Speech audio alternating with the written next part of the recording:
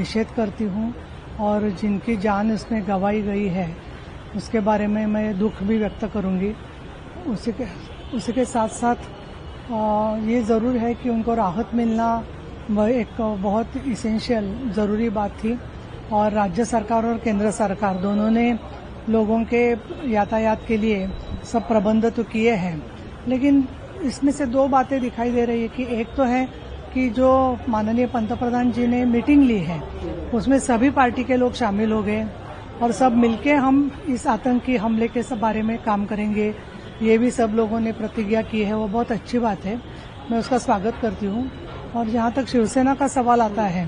तो हमेशा कोई भी आपत्ति हो, फिर वो बाढ़ हो या किसी आंधी आई हो, तो ऐसी स्थिति में हर समय शिवसेना आगे रह चुकी है और इसके लिए वहाँ से लोगों को आने के लिए उनका हौसला बढ़ाने के लिए और उनको एक एहसास देने के लिए कि हम सुरक्षा के साथ में आपके साथ हैं और उसी के साथ साथ वहाँ पे जो भी लोग रह गए हैं उनको भी एक सदमा पहुँच गया है। तो इसके बारे में ये सब मिलके मानसिक धैर्य के साथ साथ तंत्र ज्ञान का उपयोग करके हुए इसके साथ में आगे जाने की जो निर्णय मोदी साहब ने लिया है उसका हम समर्थन करते हैं। और जो बहनों ने उनके परिवार के सदस्य गंवाए हैं, फिर उसमें आर्मी के भी लोग हैं, उसमें बाकी भी परिवार है, तो उनके साथ में हम सब मिलके उनका दुख के साथ में हम उनके परिवार के सदस्य होने के रिश्ते से ही काम करना चाहते हैं। ऑल पार्टी मीटिंग में भी यही लगभग सभी ने यही समर्थन दिया था कि जो भी फैसला सरकार लेगी उसका समर्थन करेंगी जो भी पार्टियां हैं और शिवसेना का भी स्टैंड अप्रोच रहने वाला है। किसी भी तरह की कोई कार्रवाई अगर करेगी, लोगों में गुस्सा बहुत है। नहीं, देखिए, एक होती है बात की गुस्सा तो है, लेकिन गुस्से से